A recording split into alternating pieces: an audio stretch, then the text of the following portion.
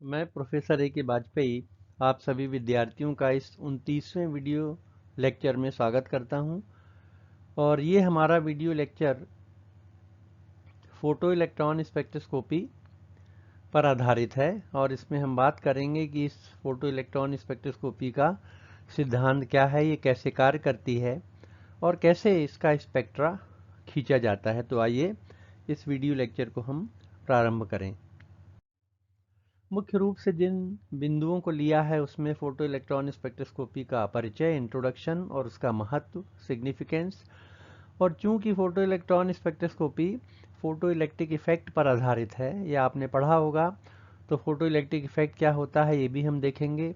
Photo electron spectroscopy का सिद्धांत क्या है और इसका जो स्पेक्ट्रोमीटर है वो किस तरह से कार्य करता है, और इसके अलावा इसका स्पेक्ट्रा कैसे खींचा जाता है, तो ये भी हम बात करेंगे।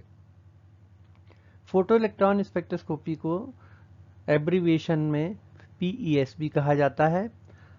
तो आइए हम देखें कि फोटो इलेक्ट्रॉन स्पेक्ट्रोस्कोपी क्या होती है और इसका महत्व क्या है। ये जो टेक्निक है फोटो इलेक्ट्रॉन स्पेक्ट्रोस्कोपी की, ये फोटो इलेक्ट्रिक इफेक्ट घटना पर आधारित है। और आपको मालूम है कि फोटो इलेक्ट्रिक इफेक्ट में हम क्या करते हैं, जो लाइट है उसको किसी अल्कली मेटल जैसे सीजियम है उसके ऊपर उसको इंसिडेंट करते हैं, गिराते हैं, जिसके कारण उसके जो एटम हैं सरफेस पे उनके वैलेंस इलेक्ट्रॉन बाहर निकल जाते हैं और इस घटना को फोटो इलेक्ट्रिक इफेक्ट कहा जाता है। फोटो इलेक्ट्रॉन स्पेक्ट्रोस्कोपी में हम क्या करेंगे, अल्ट्रावायलेट और एक्स रेस जो हाई एनर्जी रेडिएशन है इनको लेंगे और जो इलेक्ट्रॉन बाहर निकलेंगे, इजेक्टेड इलेक्ट्रॉन जो हैं, उनकी काइनेटिक एनर्जी का हम मेजरमेंट करेंगे, उनका मापन करेंगे।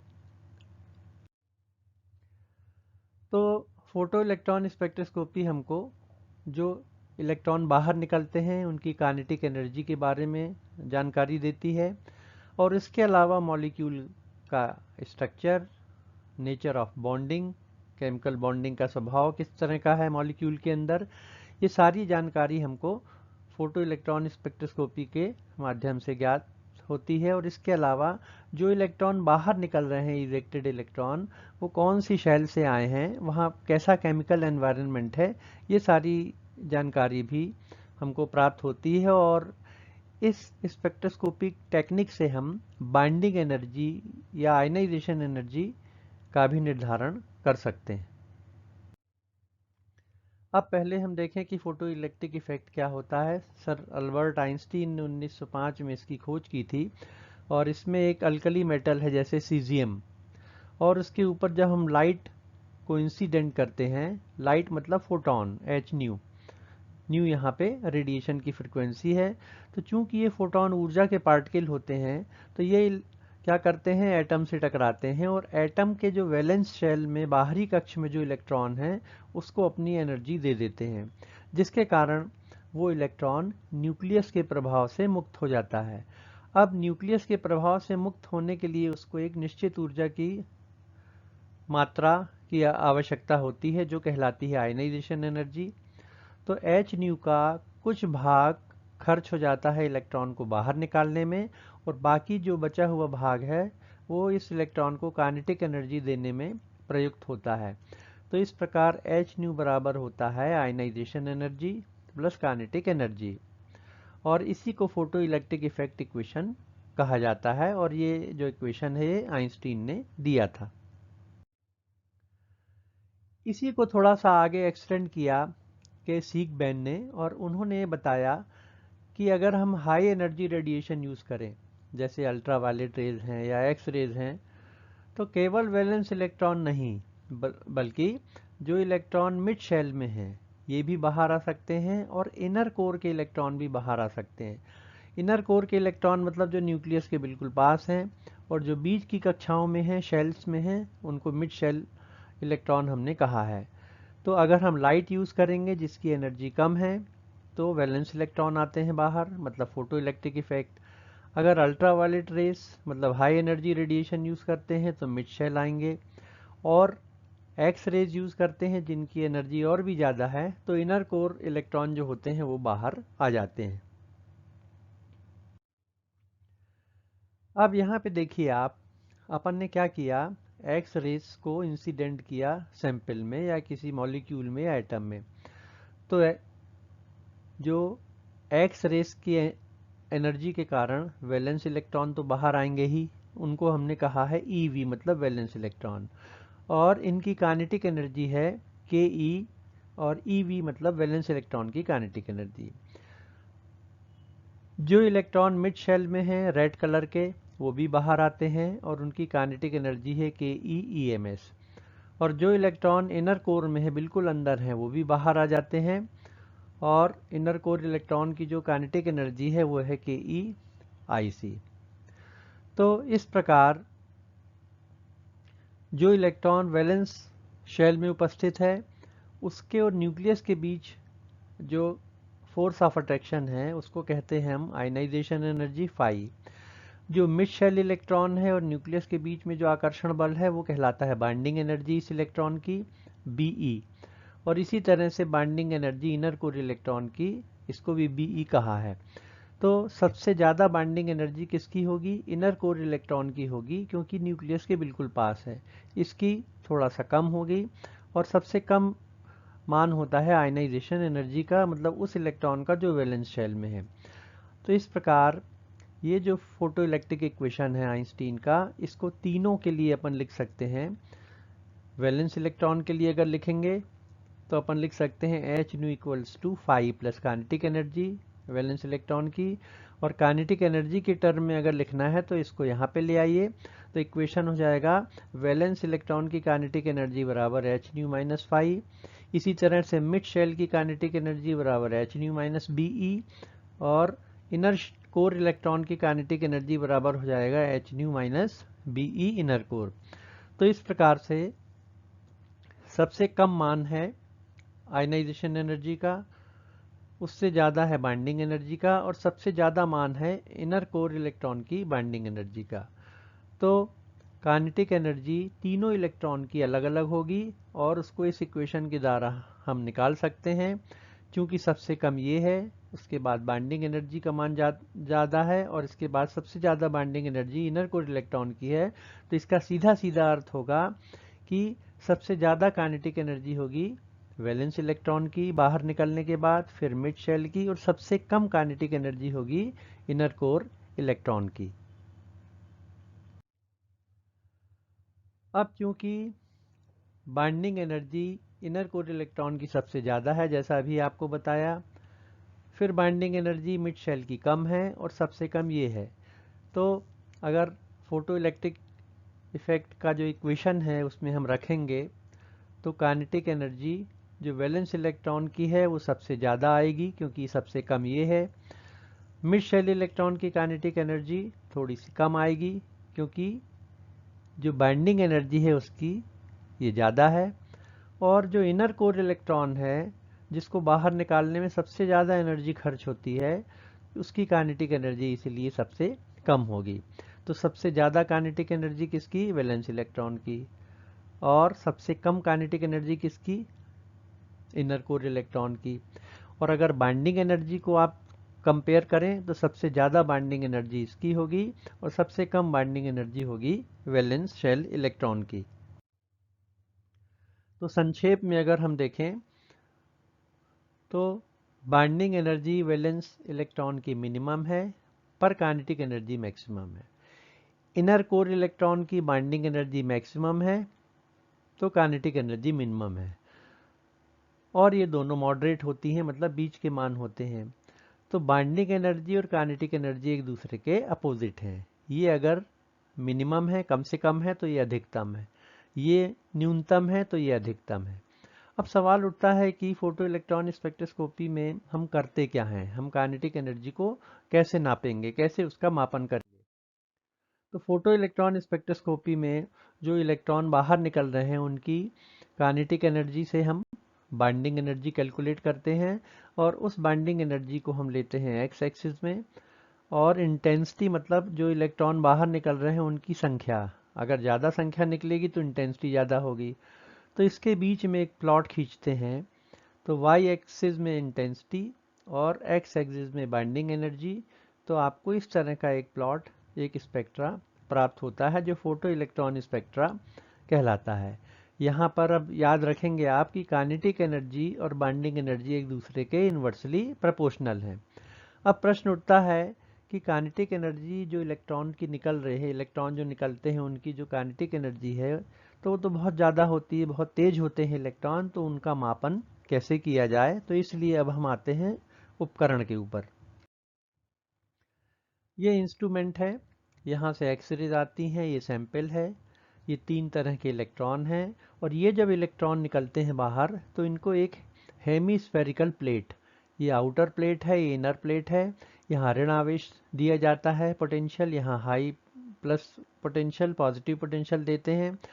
तो ये इलेक्ट्रॉन यहाँ से ट्रेवल करते हुए आते हैं और ये फोटो मल्टीप्लायर ट्यूब है, यहाँ ये इकट्ठे होते हैं। अब आप सोचते होंगे कि इलेक्ट्रॉन तो सीधा चलते हैं, तो इलेक्ट्रॉन सीधा चलते हैं, परंतु क्या होता है जब हम यहाँ पे माइनस चार्ज दे देते हैं प्लेट को, तो ये इलेक्ट्रॉन सीधा न जाके विकर्षित होने लगते हैं और इस प्लेट से आकर्षित होने लगते हैं। तो कुल मिला के ये इलेक्ट्रॉन इस प्रकार से सीधे न जाके ऐसा हेमीस्फेरिकल पाथ अडॉप्ट करते हैं और यहाँ पे फोटो मल्टीप्लायर ट्यूब में इकट्ठे हो जाते हैं, कलेक्ट हो जाते हैं, जिससे हमको सिग्नल प्राप्त होता है और एम्प्लीफिकेशन के बाद हमको स्पेक्ट्रा मिलता है। अब यहाँ पे ये जो पोटेंशियल अप्लाई करते हैं ये बड़ा इंपॉर्टेंट है, अगर ये नहीं होगा तो इलेक्ट्रॉन सीधे चले जाएंगे, यहाँ पर नहीं आएंगे। इस पोटेंशियल को कहा जाता है VG, रिटार्डिंग वोल्टेज। तो रिटार्डिंग वोल्टेज है यहाँ प्लस और यहाँ माइनस अप्लाई किया जाता है। अब तीनों तरह के इलेक्ट्रॉन निकल रहे हैं और रिटार्डिंग वोल्टेज अप्लाई करके अपन क्या करते हैं, इन इलेक्ट्रॉनों को मोड़ते हैं, इनको टर्न करते हैं ताकि ये यहाँ पे इकट्ठे हो जाएं। तो यहाँ पे ये याद रखिए आप, सबसे ज़्यादा काइनेटिक एनर्जी किसकी है, वैलेंस इलेक्ट्रॉन की, और सबसे कम काइनेटिक एनर्जी किसकी है, बाइंडिंग इलेक्ट्रॉन की। अब अगर बहुत तेज काइनेटिक एनर्जी वाला इलेक्ट्रॉन आएगा तो उसको आपको मोड़ने के लिए, टर्न करने के लिए उसको क्या करना पड़ेगा, आपको ज़्यादा पोटेंशियल की ज़रूरत पड़ेगी। तो रिटार्डिंग वोल्टेज अगर ज़्यादा होगा तो जो वैलेंस इलेक्ट्रॉन है वो टर्न हो जाएगा। परंतु अगर दूसरी तरफ हम देखें कि जो इनर कोर इलेक्ट्रॉन है उसकी तो काइनेटिक एनर्जी कम होती है, तो उसको मोड़ने के लिए आपको कम VG की ज़रूरत पड़ेगी, मतलब रिटार्डिंग वोल्टेज कम लगेगा। तो रिटार्डिंग वोल्टेज अगर कम है तो इसका अर्थ हुआ कि जो इनर कोर इलेक्ट्रॉन है या मिड शेल इलेक्ट्रॉन है वो डिफ्लेक्ट हो जाएंगे, मुड़ जाएंगे वो। और अगर हमको वैलेंस इलेक्ट्रॉन को मोड़ना है जिनकी काइनेटिक एनर्जी बहुत ज़्यादा है तो हमको ज़्यादा रिटार्डिंग वोल्टेज की हाई वैल्यू हमको लेनी पड़ेगी और ये इलेक्ट्रॉन आके PMT में, फोटो मल्टीप्लायर ट्यूब में इकट्ठा हो जाते हैं। अब इसका सीधा सीधा मतलब ये हुआ कि जो इलेक्ट्रॉन वैलेंस इलेक्ट्रॉन है उनकी काइनेटिक एनर्जी ज़्यादा है, बाइंडिंग एनर्जी कम है, काइनेटिक एनर्जी सबसे ज़्यादा है, और इसलिए उनको रोकने के लिए हमको रिटार्डिंग वोल्टेज भी सबसे ज़्यादा लगेगा।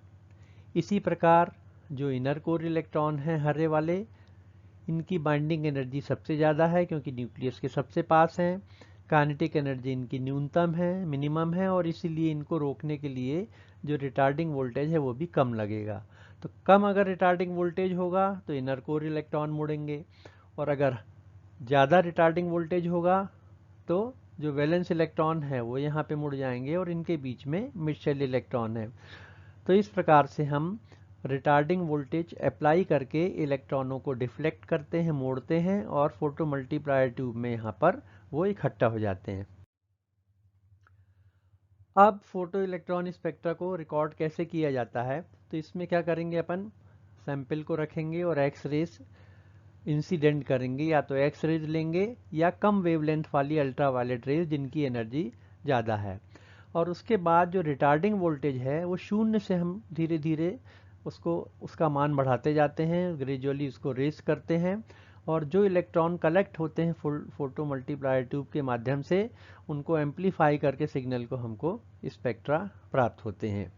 तो यहाँ पे आपको मालूम हो गया है कि अगर लो VG होगा, मतलब रिटार्डिंग वोल्टेज अगर कम है, तो सबसे पहले जो इनर कोर इलेक्ट्रॉन हैं वो कलेक्ट होंगे डिफ्लेक्ट होने के बाद और एक सिग्नल प्रोड्यूस करेंगे। तो इसी बात को यहाँ पे अलग अलग दिखाया है। ये इनर कोर इलेक्ट्रॉन के लिए है, ये मिड शेल इलेक्ट्रॉन के लिए और ये वैलेंस इलेक्ट्रॉन के लिए है। तो यहाँ पे अगर आप देखें तो चूंकि बाइंडिंग एनर्जी जो इनर कोर इलेक्ट्रॉन हैं उनकी सबसे ज़्यादा होती है, तो इसलिए काइनेटिक एनर्जी उनकी कम होती है। बाइंडिंग एनर्जी हाई है, काइनेटिक एनर्जी लो है, और इसलिए उनको मोड़ने के लिए जो रिटार्डिंग वोल्टेज है वो भी कम लगेगा। ये तो मॉडरेट है, मतलब बीच का मान है। और यहाँ पे देखिए आप, जो वैलेंस इलेक्ट्रॉन हैं इनकी जो बाइंडिंग एनर्जी है, जिसको आयनाइजेशन एनर्जी कहते हैं, कम है, काइनेटिक एनर्जी बहुत ज़्यादा है। और चूंकि इनकी एनर्जी बहुत ज़्यादा है, बहुत तेज़ी से आ रहे हैं, इसलिए इनको मोड़ने के लिए हाई वोल्टेज यहाँ पे लगेगा। अब जो फोटो इलेक्ट्रॉन स्पेक्ट्रा है वो दो तरह से खींच सकते हैं आप। या तो आप एक्स एक्सिस में रिटार्डिंग वोल्टेज ले लें, जैसे उदाहरण के लिए 0 से 200 वोल्ट तक, फॉर एग्जांपल, केवल उदाहरण है ये एक समझाने के लिए। या अपन क्या करें, एक्स एक्सिस में बाइंडिंग एनर्जी ले लें इलेक्ट्रॉन वोल्ट में 100, 80, 60 इत्यादि, और यहाँ पे इंटेंसिटी लेते हैं। तो दोनों स्पेक्ट्रा एक ही सैंपल के हैं, परंतु आप देखेंगे यहाँ पे रिटार्डिंग वोल्टेज जब लेते हैं अपन तो मान इंक्रीजिंग ऑर्डर में है, 0, 50, 100, 200। और अगर बाइंडिंग एनर्जी आप लेंगे तो ये डिक्रीजिंग ऑर्डर में है। उसका रीज़न ये है कि अगर रिटार्डिंग वोल्टेज कम है तो इसका क्या मतलब होगा, रिटार्डिंग वोल्टेज कम है तो कौन सा इलेक्ट्रॉन आएगा, जिसकी बाइंडिंग एनर्जी ज़्यादा है। और अगर रिटार्डिंग वोल्टेज अगर ज़्यादा आ रहा है, लगाना पड़ रहा है, जैसे 200 वोल्ट उदाहरण के लिए, तो कौन सा इलेक्ट्रॉन कलेक्ट होगा, वैलेंस इलेक्ट्रॉन, जिसकी काइनेटिक एनर्जी ज़्यादा है या बाइंडिंग एनर्जी उसकी कम है। तो रिटार्डिंग वोल्टेज कम होगा तो बाइंडिंग एनर्जी ज़्यादा होगी। रिटार्डिंग वोल्टेज अगर ज़्यादा है लग रहा है तो उसकी जो बाइंडिंग एनर्जी है वो कम है, मतलब वैलेंस इलेक्ट्रॉन। तो कॉमनली जो प्लॉट खींचा जाता है, जो स्पेक्ट्रा प्राप्त करते हैं, उसमें इंटेंसिटी को लेते हैं वाई एक्सिस में और बाइंडिंग एनर्जी को इलेक्ट्रॉन वोल्ट की इकाई में लिया जाता है एक्स एक्सिस में। तो इस प्रकार आप देखिए एक टिपिकल ये स्पेक्ट्रा है फोटो इलेक्ट्रॉन स्पेक्ट्रा। तो इसमें देखिए आप, यहाँ 100 इलेक्ट्रॉन वोल्ट है बाइंडिंग एनर्जी, 80, 60, 40। तो जिनकी बाइंडिंग एनर्जी ज़्यादा है वो कौन से इलेक्ट्रॉन होते हैं, इनर कोर। तो सबसे पहले वो सिग्नल देंगे अपन को, फोटो मल्टीप्लायर ट्यूब में सबसे पहले वो आएंगे, फिर मिड शेल वाले आते हैं, और सबसे आखिरी में सबसे हाई रिटार्डिंग वोल्टेज में कौन से इलेक्ट्रॉन आएंगे, वैलेंस इलेक्ट्रॉन, जिनकी बाइंडिंग एनर्जी कम है। तो सबसे पहले इनर कोर, फिर मिड शेल, और उसके बाद valence electron photo multiplier tube में इकट्ठा होते हैं और हमको सिग्नल प्राप्त होता है। तो ये यहाँ पे एक बात और आपको बता दूं कि जब अल्ट्रा वायलेट रेडिएशन को यूज़ करते हैं हम, तो इसी स्पेक्ट्रोस्कोपी को यूपीईएस या ultraviolet photoelectron spectroscopy कहा जाता है। और यदि हम एक्स रेज यूज़ करेंगे तो इसको कहते हैं एक्सपीईएस, मतलब X ray photo electron spectroscopy. और इसी का दूसरा नाम है ESCA, electronic spectroscopy for chemical analysis. तो अगला जो हमारा लेक्चर होगा वो एस्का पे होगा, electronic spectroscopy for chemical analysis, और उसमें हम बहुत सारे एग्जाम्पल लेंगे। तो वो बड़ा इंपॉर्टेंट वीडियो होगा, परंतु आप उससे पहले इस वीडियो को बहुत अच्छी तरह से आप सिद्धांत समझ लेंगे तो आपको मॉलिक्यूल्स के फोटो इलेक्ट्रॉन स्पेक्ट्रा या एक्सरे फोटो इलेक्ट्रॉन स्पेक्ट्रा के इंटरप्रिटेशन में, उनको समझाने में आपको कोई दिक्कत नहीं होगी। तो ये हिंदी मीडियम में ही ये चैनल है केमिस्ट्री को पढ़ाने के लिए, केमिस्ट्री सब्जेक्ट का। तो इसको आप सब्सक्राइब भी कीजिएगा। Thank you so much. और अगले वीडियो लेक्चर में हम एस्का के साथ उपस्थित होंगे। Thank you.